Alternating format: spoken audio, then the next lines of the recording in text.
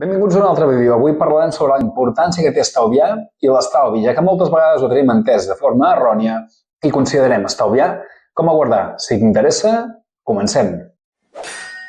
El primer punt que hem de tenir en compte quan parlem d'estalvis és el nivell de seguretat que ens pot aportar. Tenir uns diners guardats com a coixí per si algun dia necessitem aquells diners, no haver de tocar els diners que tinguem al compte corrent, ens portarà molta més estabilitat i seguretat financera. Per altra banda, també trobem que ens donarà molta més llibertat. El fet de poder tenir aquests diners guardats, si mai necessitem alguna cosa, no haver de demanar-nos crèdits o préstecs a entitats que ens cobrin una comissió, ens portarà, a part de tranquil·litat, molta més llibertat. Imagina't dues persones que se'ls espatlli el cotxe al mateix temps i que la reparació valgui 1.000 euros. Els que tinguin estalvis podran pagar-los sense que suposi un gran risc per a la seva estabilitat financera, mentrestant que el que no tingui prou estalvis li suposarà una gran despesa que li anirà molt malament de pagar. I quan parlem d'estalvi, el primer que ens ha de passar pel cap és el fons d'emergència, que ho explicarem amb l'ajuda de la pissarra. Un fons d'emergència, perquè ens entenguem, és una bossa de diners que tenim guardada per necessitats excepcionals. Amb això em refereixo que nosaltres haurem de portar uns diners en aquella compte o en aquella guardiola que tinguem per si algun dia passa alguna cosa extraordinària que no tinguem previst, poder agafar els diners d'allà i que no ens suposi tocar aquells diners tan preuats que tenim guardats per altres objectius o en el nostre compte corrent. I per si t'ho preguntes, el fons d'emergència consisteix en el següent. Hauríem de tenir guardades entre 3 i 6 mesos de despeses bàsiques mensuals. Amb això em refereixo que, com heu vist en la sessió 1 d'aquest minicurs, quan nosaltres fem el redactat de totes les despeses bàsiques que tenim, buscarem quin és el total de despeses que tenim en un mes. Aquestes despeses les multiplicarem per 3 o per 6 per saber quan hauríem de tenir guardat en aquest fons d'emergència.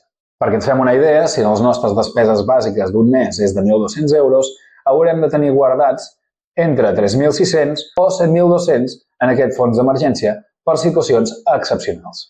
I si parlem d'això hem de tenir en compte una cosa molt important. Shlomo Ben-Artzi, un dels economistes conductuals més rellevants actualment, ens parla que nosaltres, dins del nostre cervell, psicològicament entenem l'estalvi com una pèrdua. I no perquè perdem aquells diners, sinó perquè el fet de no poder-los gastar ja ho concebem com una cosa dolenta.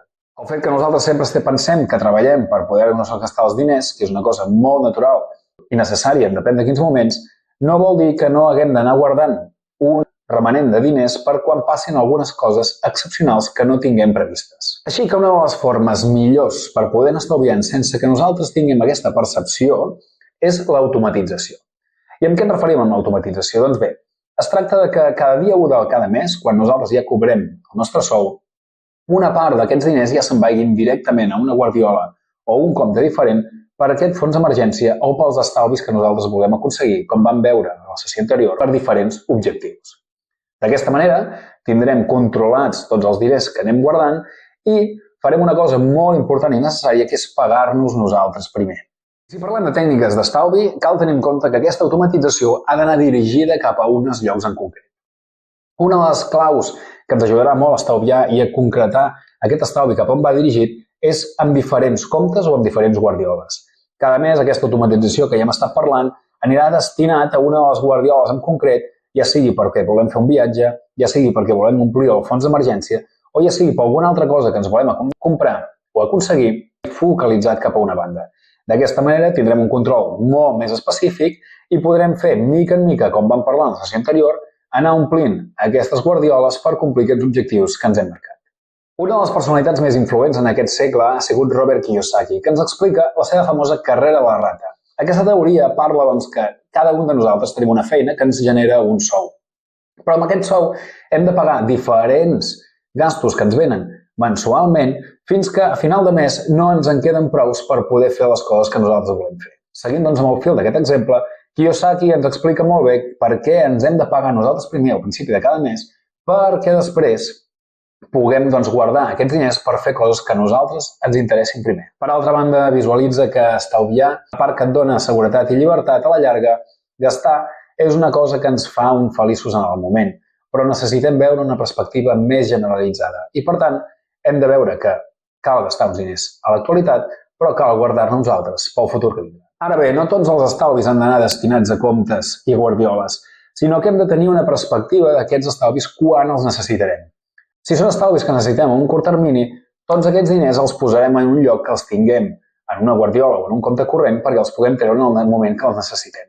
Però ara bé, si són estalvis que els necessitem en un termini mig o llarg, aquí ja sí que ens hem de començar a plantejar de poder buscar formes d'invertir aquests diners perquè, mica en mica, a part de les aportacions que nosaltres anirem fent, ens pugui anar generant uns beneficis que ens ajudarà a reduir aquest temps per complir-los. Així que, com a conclusió, podem dir que comença a estalviar com abans millor.